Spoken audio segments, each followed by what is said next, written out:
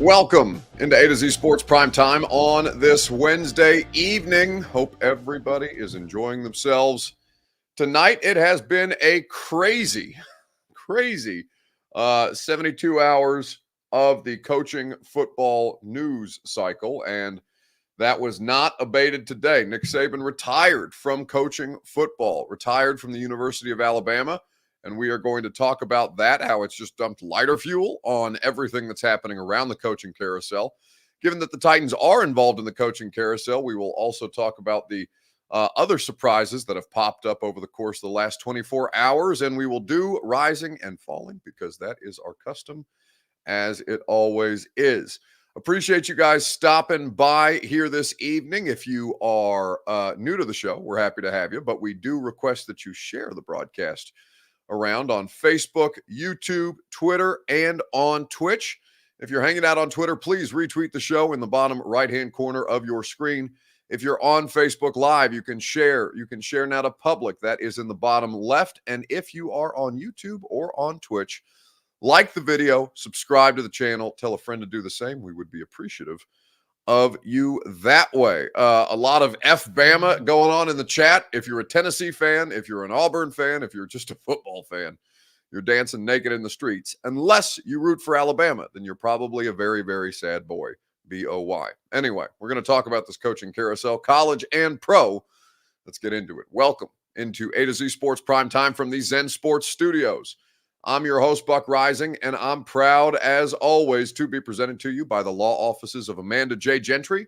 Wherever justice demands, Amanda J. and her team have you covered. Go to amandajgentry.com to have your constitutional rights protected. Zen Sports, promo code ATOZTN. You see it right behind me. You can plug that in and get up to $1,000 on your no danger first wager. You can do that in the Zen Sports app. And TrueMav Fitness in the Gulch. Go to TrueMavFitness.com for your first workout free. As a Middle Tennessee resident, no workout ever recycled or repeated at TrueMav.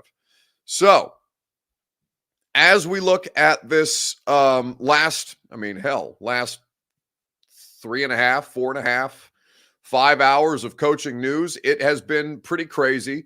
Nick Saban, the greatest coach in the history of college football. Is anybody going to dispute this? 7 national championships at Alabama, turned it back into a national powerhouse.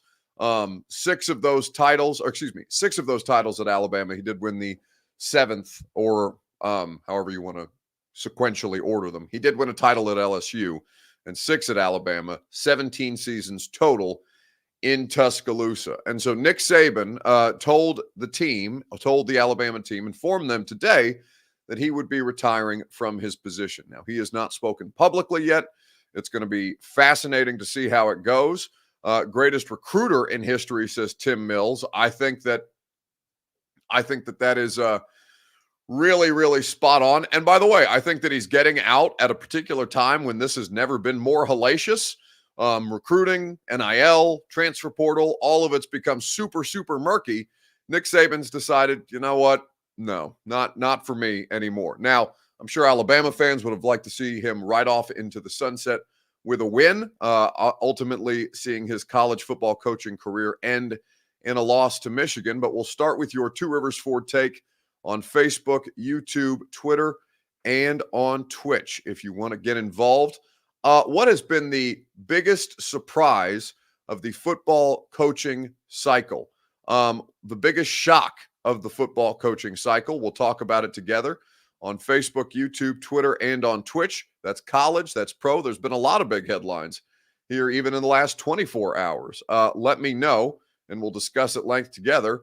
Marco says he'll be back when Titans Talk commences. The greatest football coach in the history of college football just retired, and we're still talking about the Titans. We're just talking about it through the context of Nick Saban. So that's on you for not being patient enough, because we haven't said the word Titans in 4.5 minutes. Good God, control yourselves. But what has been the biggest shocker of the football coaching cycle? We will talk about it right after I remind you that your Two Rivers Ford take is made possible by Two Rivers Ford. Quality American-made Ford vehicles and award-winning customer service is what Two Rivers Ford offers you. They are the best in the business. They have been that for 40 years, over 40 years here in Middle Tennessee. Powered by Ford, driven by people. Go to tworiversford.com today. So, what's been the biggest shock of the football coaching cycle? Mark Beach says Vrabel was in Tuscaloosa today. My brother's cousin's nephew's garbage man saw him. Yes, I would. I would love that. That would make me laugh. Saban getting fired. Vrabel's going back to college. Says Stephen King. There has been zero indication that Mike Vrabel has been going back to college, but as these things go, it's super fluid and no scenario should be ruled out at this point. Alabama is going to be very, very much aligned. And if, somebody is worth north of $10 million to come into college football and try and keep Alabama on the rails, I think it would be fascinating to see. Let's see. Vrabel was the biggest shock for sure for Jonathan. Chris Frazier says that Pete Carroll was the biggest shock. And we'll talk about Pete a little later on. But there is no question today. I don't think anybody expected to see the headline come across all of our phones at the same time, which is that Nick Saban, after 17 years at Alabama, after so many more years coaching in college football, was calling it quits today. What everybody else in the media does, just create some shit and throw it on the wall and see what sticks, which is what I see happening everywhere. Why don't you start calling around and see if you can get somebody else to play us, and we'll play them. We'll play anybody you can get to play us. All that stuff you write about how good we are and all that stuff they hear on ESPN, it's like poison. You know what I mean? It's like taking poison, like rat poison. So we're going to play everybody who can expedite winning the game. That's what we're going to do. So I don't think anybody should expect us to do anything else. Do you guys take math? Do you have math class? Did you learn how to add when you did have math class? Like 22 and 3 make 25? I mean, if I could tell you why you asked that question, I wouldn't be up here. Right? I mean, so how do I know why we didn't practice good on Wednesday? Now y'all scared to ask another question? When I came here, everybody was happy to win a game. All right, now we're not happy to win a game anymore. We're not happy to win a game at all. All right, we think we should win games by whatever. Because one of you folks are going to give some player that comes to our school a bunch of money to come to our school. And then you're going to come to the game in full strut, thinking I'm going to tell everybody I got that guy to come to Alabama. And they run through our ass like shit through a tin horn, man, and we could not stop them. Because if it was up to you, we're 6 foot under already. We're dead and buried and gone. You guys gave us a lot of really positive rat poison. The rat poison that you usually give us is usually fatal. But the rat poison that you put out there this week was yummy.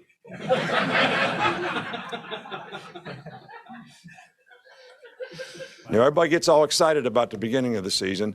You get excited about getting married, all right? But after you're married for a while, you got to have a process to make it work, all right? And no matter what happens, we need to have a process to make it work in every game that we play. You just think we just, whatever happens, we just shit another player, all right? And everything's going to be perfect. All of our fans think that. You all think that. That's what you write about. Because we have a tendency to think that way around here, instead of just kicking people's ass like you're supposed to and working to do it. All right, so when you ask me those kind of questions, it really pisses me off. I know you would like to some kind of way extract something out of this bottle, all right, that's not there. It's not there. You all speculate and create things, and then you want people to respond to it. Get this bottle to respond to it, because I don't know anything more than that. Can't assume anything. I don't even know what you asked me, but I just wanted to say that. And any particularly nice birthday presents today? Not really. I only got really one, and it was one of those things where you push the button and it says that's bullshit. That's the only one I got. So I don't know if somebody's trying to tell me something or what. So I'm going to ask you all something, because I'm really interested in this. You ask me questions all the time. So we had a media training session yesterday. How'd I do? Did I do better because I sat through media training? So I'm supposed to smile and say thank you. That was great. Nick Saban retiring after 17 years at Alabama, 71 years of age. A to Z Sports Primetime is presented by the law offices of Amanda J. Gentry. Go to AmandaJGentry.com. Wherever justice demands, Amanda J. and her team are there to serve you. Make sure your constitutional rights are protected. Make sure you're informed about your constitutional rights. Nobody will fight harder for you, and go wherever justice demands the way that Amanda J. Gentry will and her team. AmandaJGentry.com for more information. So I think Nick Saban, by far and away, was the biggest shock of the coaching news cycle. Now, Bill Belichick is another domino that is still technically out there. I'm sure something will happen with Jim Harbaugh one way or the other in the next couple of days or weeks. Apparently, Nick Saban put out a statement. The University of Alabama has been a very special place to Terry and me. We have enjoyed every minute of our 17 years being the head coach at Alabama, as well as becoming a part of the Tuscaloosa community.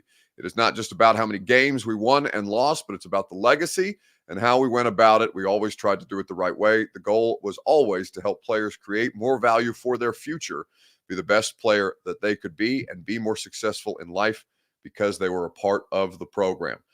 It is wild, the amount of success there. As we mentioned, 6 national championships at Alabama. Of course, 7 in total, including his one at LSU. This was a graphic put out by the 33rd team earlier today. Nick Saban, 206 and 29. 16-7 in bowl games, 10 SEC West titles, 9 SEC championships, 6 national championships just at Bama since 2008. Saban's teams have spent part or all of each season ranked at least top 4 in the national polls. And then as far as the draft is concerned, Nick Saban continued to put talent into the league. 116 players total draft pick, 116 players drafted in total out of Alabama, 41 first-round picks. He had damn near double the amount of first-round draft picks than he did losses at Alabama across 17 years. It's crazy. But as a Vols fan, thank God, says BF. Yeah, everybody else is thrilled to death that Nick Saban is leaving. And, I kind of like that he just did it, right? That there was no Dwayne Wade level retirement tour or Kobe Bryant type retirement tour. And that he just, he spoke to his team. He made a decision. It was pretty quiet all around it. There was no indication that Nick Saban was contemplating retirement. I don't remember seeing reports to that effect out there. So that he just made his decision, told his team, and did it without a press conference or anything else. I'm sure he'll speak publicly at some point. I'm sure he'll be back on television in the very near future. He's really, really charismatic. And at 72, he's got more energy than me at 30. It's wild. But I think, I think that by far and away was the biggest shock of the coaching news cycle. And to see that come down today was pretty unique. That's one that you're going to remember, like where you were at when Nick Saban retired from coaching football. Saban the GOAT, says Corey D. Jackson. Lone Star Titan says, dude has charisma for days. Billy Jones says, Butch Jones to Bama, please. Oh, God, the things that I would do for Butch Jones to have a mainstream college football job again, just for the quotes. Just for the quotes. Elo says his wife said it before, to stress, I assume you mean too much stress for his health. Yeah, you want him to kind of ease into things, even if he's still incredibly intense at his age. And I don't know, he could probably still do it for as long as he wanted to do it. That's like a Supreme Court justice. That's a position that he could hold until he died if he wanted to. I guess that they just don't want him to die on the sidelines, basically, and that they would like to spend some time with him before, not to be cryptic or anything like that, but he's closer to the end than he is the beginning at 72, and you don't know how much time you're going to get. So that's how it goes. Now to the second biggest surprise of the coaching cycle. There's been a lot of surprises out there. Some expected, some not. Some people who kept their jobs, some people who lost their jobs. Certainly, I think there's as many surprises as who kept their jobs, actually, as a matter of fact. So from the NFL and the coaching cycle, what was the second biggest surprise of the of the football coaching cycle? We'll talk about it together on Facebook, YouTube, Twitter, and Twitch. Troy Anderson says Alabama goes into the tank. how great does the rest of college football feel knowing that Alabama is just kind of out there, that there's decommitments happening all over the place, that guys are going to be able to reopen the transfer portal and all of that. It's going to be pretty wild. I can't remember the name of the 5-star wide receiver, Jeff, but I did see that a big-time 5-star wide receiver did commit from Alabama earlier today and has reopened his commitment. So it's going to be a feeding frenzy around their program. Going to be a lot of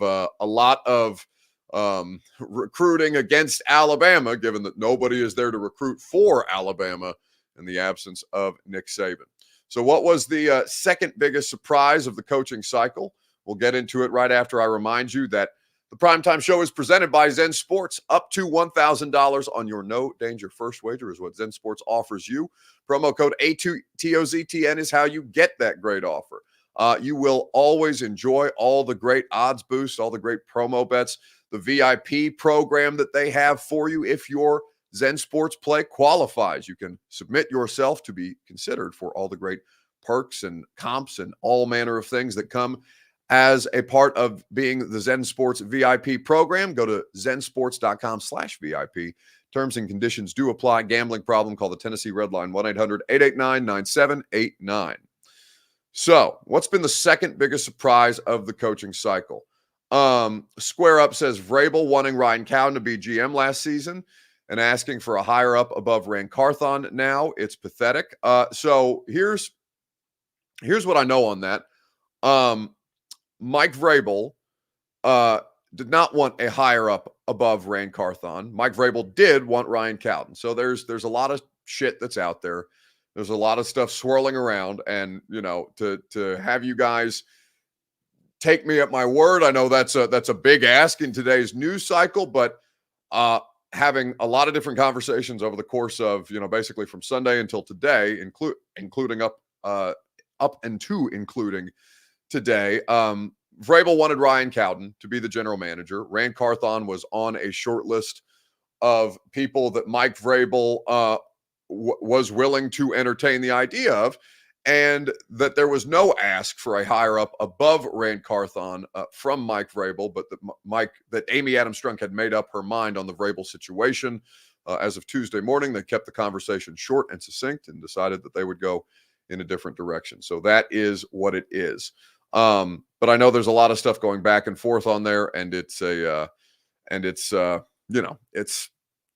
complicated situation for sure. But Mike is not faultless in all of this, which I think is, I think you guys knew, and beyond just performance, like there's a lot of jockeying for position going on in these NFL organizations, and sometimes you win some battles, and sometimes you very much lose some battles, and sometimes you lose the outright war.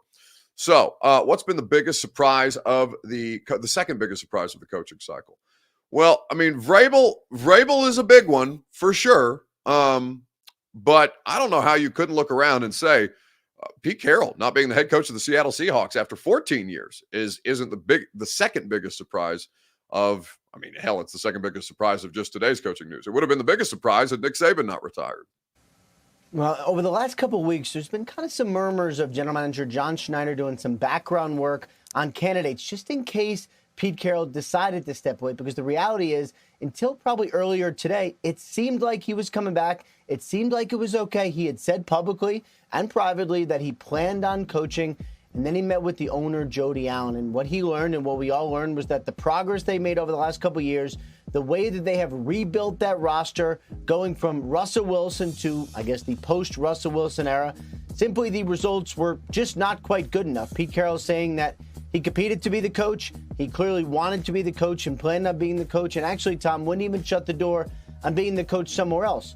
But it is ultimately the owner's decision, and Jody Allen decided that Pete Carroll was best served as an advisor, not as a head coach. And so Seattle goes into a new era without Pete Carroll, with a new coach in the sideline and a roster that really is ready to compete right now. So that is Ian Rappaport of the NFL Network, kind of detailing the stuff around Pete Carroll, which I agree. Some of you are saying that it's weird, and I would agree with that assessment. I'm going to explain a little bit more on that situation right after I remind you that True Math Fitness in the Gulch makes the Primetime Show possible. Go to TrueMathFitness.com for your first workout free. As a Middle Tennessee resident, no workout ever recycled or repeated. TrueMath Fitness always puts you in the best position to succeed. Personal training, group fitness classes, or just a membership to work out and get in shape on your own terms. A new way to work out for the best version of you. Go to TrueMathFitness.com today. So the Pete Carroll situation is a bit bizarre. I think that's fair to note. Everything that has happened around Pete Carroll, even though he's up there in age, and you heard Rappaport say there that they were doing some due diligence just in case he decided to step aside again. He's 72. He's the same age as Nick Saban. Both have incredible energy. 14 seasons, 10 playoff appearances, and he has the franchise's lone Super Bowl win. They made a statement today after thoughtful meetings and careful consideration for the best interest of the franchise, is what team owner Jody Allen said. The decision was made in consideration of Seahawks finished 9-8 and missed the playoffs for the second time in 3 years. And Pete Carroll is going to remain with the team in an unspecified advisory role. Now, we don't have a clip from Pete Carroll's press conference, but it's worth checking out. Honestly, if you haven't seen it, he is responsible for the worst play call of all time, for sure. But looking at the circumstance for Pete Carroll, I think Pete Carroll is one of those guys that deserves to go out on their own terms. And to be honest with you, I think that it's such a fascinating. Sometimes you need to make a change just for the sake of making a change, just to get a breath of fresh air into the building and all that kind of stuff. I think that can be real as an NFL organization. And again, it's not like things are stale around Pete Carroll. He's 72. He's out there playing quarterback at practice. Like, there are few people that you will find that will bring that kind of energy and enthusiasm to their respective jobs as Pete Carroll did. But I'm so interested to see how this coaching cycle now plays out. There are now 7 job openings, including the Tennessee Titans. I think the Titans were the second best. I think the Commanders are still the best job on the board just because it's the most cap space in football. You got the second overall pick, which means you can have your pick at quarterback, and you can arm yourself to trade up to first. I believe they have 8 draft picks this year in Washington. Washington is the best job if you're a coach, just kind of clean slate, new ownership that you know is going to have your back. No GM in place right now. Washington is the best job on the market, which is funny to say because, of course, Washington has been a shit show of a franchise until such time as Dan Snyder was run out of town. Corey Smith says Commanders over Chargers. Hell yes. The Chargers have already squandered their affordable quarterback contract window. They are paying Justin Herbert $50+ million a year. Their cap situation is in hell. They are the second team at best in Los Angeles. Well, no, they're not even the second team at best in Los Angeles, but they're definitely the second professional football franchise in Los Angeles. And they have a bunch of expiring contracts on the books this year that are really, really bloated and not terribly productive. I don't think the Chargers are that good of a job at all, to be completely honest with you. Although having a quarterback in place does matter, but they've already, the most valuable thing is not even like the quarterback. The most valuable thing is the cheap quarterback, right? And they've already missed the window on the cheap quarterback. I would argue that the Titans are the second best job, but I don't know between Tennessee and Seattle what I would consider just as a coach. Right now, the quarterback situation is obviously not very settled in Seattle. It looks to be more settled here with Will Levis. Whomever the new head coach is will be able to make a determination on Will Levis, but I do think Will Levis's contract is a selling point. Titans have the second most cap space in the NFL. I would have to look at Seattle's cap situation, but it is kind of interesting to see. It is kind of interesting to see how all of this breaks down and how coaching candidates will view this. Hello, lady says, why is Tennessee a good job? Well, there's a couple of reasons.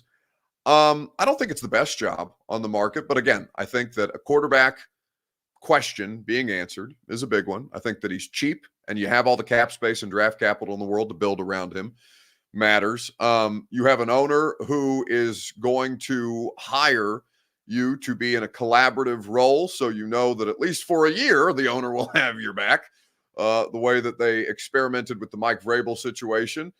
and that Rand Carthon has a lot of connections to these candidates that are going to be out there, including Bobby Slowick, who was with him or was on the same staff as Rand Carthon during their time together in San Francisco.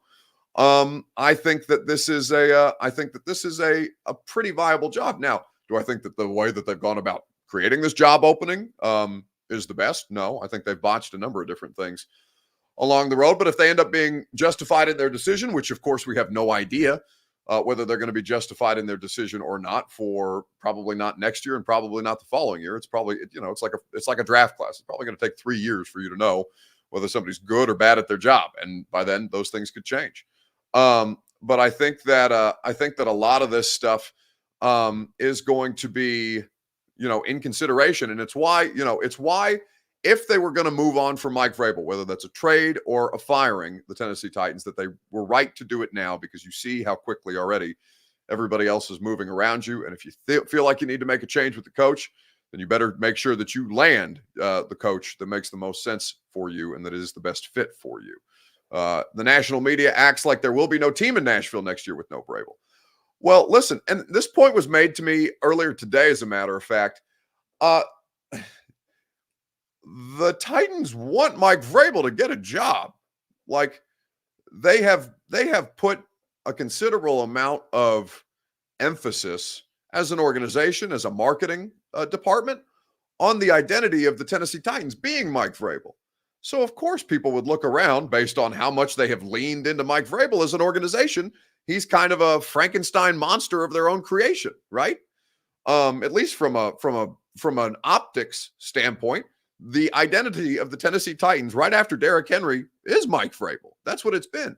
So I don't think you should be shocked that people are reacting to that in that way, because to them, it reads that the Tennessee Titans just fired their identity, right? That they have always leaned into who Mike Vrabel is as a person. I think makes all the sense in the world, and that's who they tried to be, right? And it didn't work ultimately here. I don't think that that is something that people should be surprised by, but it is something, to be honest with you, it's an angle that I had not considered until today, when I was having some conversations about this whole situation. So Amar says it doesn't really matter what you think about the decision. I don't know if Amar's talking to me or talking to just collectively, just talking, just saying something to say something. It doesn't really matter what you think about the decision. It happened. Get over it. Move on. Tired of local and national media crucifying Miss Amy if she's I assume that is meant to say owner. I think he just kind of, in his righteous fury of typing, botched the landing there. Listen, you're ultimately right. It's Amy Adams Strunk's decision to make. It doesn't matter what we think of it one way or the other. The decision was made. Now, if it ends up biting them in the ass, then of course we're gonna bury them for it, right? They would deserve to be buried for it at that point. But Amar, the reason, there's different reasons that people are going at Amy Adams Strunk. My issue with the way that Amy has handled this is that she's not answering questions. That she's not out in front of the media answering questions. Media that she's not employing, right? I think that, regardless of her level of comfort or whatever the case may be, I think that she needs to answer some questions. And my position on that is not going to be moved. Now, whether she doesn't have to comply to that. She's an NFL owner. She is an NFL owner, and they are not required to speak in that kind of a setting. There is nothing that demands that Amy Adams Strunk get up in front of me, Kaharski, Tehran, whomever, and answer our questions. She was not at the press conference yesterday. She doesn't do these things. Right? She had the last two press conferences that I can remember were both in the same year, and they were both 5 years ago, almost 5 years ago. The last time that we had, and obviously we've seen and talked to Amy since then, but not like in a setting, a Q&A type of setting, where I think there are some things that should be answered. What questions would you ask, Buck? Well, I would say, at what point did you determine that the collaborative situation that you set out to provide wasn't going to work in the first year that you put it together? I would also ask how much, if any, or how much credibility there is to the idea that Rand Carthon's hiring was influenced by the NFL, because that's been reported on, and she has not answered questions about that. I would ask her at what point she decided that she was going to fire Mike Vrabel between the 6 weeks, 6-week time period that she told Diana Rossini. By the way, Diana's on the radio show tomorrow. That she told Diana Rossini that they were sticking behind Vrabel, that Mike Vrabel was the guy to get them through this, and then to turn around and fire him 6 weeks later. I would like to know at what point that changed. There's a bunch of different questions. I'd like to ask questions about the stadium. There's no press conferences. There's been no press conferences regarding the stadium. I would like to ask Amy stadium questions and stuff like that. So, there's a variety of different questions that I think need to be asked. And again, we have not met. We haven't met with Amy when she fired John. We haven't met with Amy when she fired Vrabel. We haven't met with Amy since the stadium announcement. We haven't met with Amy Amy was at the press conference when Rand was hired. She delivered some opening remarks and then, didn't take questions, turned things over to Vrabel to Rand. Then there was a press conference and the whole 9 yards. So I think that there is a lot of this stuff that needs to be worked through and needs to be asked. And, like I said, she doesn't have to do it. She doesn't have to do it. And so me as a media member whining about the fact that the owner who doesn't have to do it won't do it. Maybe that'll have some impact. I don't know. But there's no question that they pay attention to everything that we say about this. And I know that for a fact, whether that's reading what we write or listening to what we say and kind of, that's their job to an extent. They have people hired to specifically pay attention to the kind of gauge the temperature of the moves that they make, right? They would be negligent if they weren't paying attention to some of this, and how much credibility they give to it and how much credibility they don't give to it is, incumbent upon them. Joel Shanker says, how many owners hold pressers? Just wondering. Not many. You're totally fair to ask that question. I know Arthur Blank did today, and it didn't sound like that went particularly well for Arthur Blank. Jerry Jones, of course, holds regular press conferences. Jim Irsay, right? The most talkative owners are not the best owners, even though Jerry's got the thing running the way that he wants it to run. We'll see if they win the Super Bowl this year or not. But there are not many owners that speak regularly with their respective local media. It's mostly a lot of back channeling. It's mostly a lot of stuff on background, and not press conference Q&A settings. And if they do that stuff, they do it the way that she did, which is Mike speaking with Mike Keith, a member of the media who does work for Amy Adams Strunk. Jared Gibson says, I gained respect for Buck after his opinions in the last 72 hours. Well, I just assume that none of you have any respect for me whatsoever. And that, that's just going to be a daily fight for me. So that's flattering, Jared. Thank you. I'm sure that whatever I did to lose your respect in the first place, I'm sure that the last 72 hours I spent time making it up. Amar says, you have a lot of good questions, Buck. Paul is the one that has the horrible questions. No, listen, sometimes PK's delivery stinks. And listen, there are moments when my delivery is not great. Asking questions in press conferences.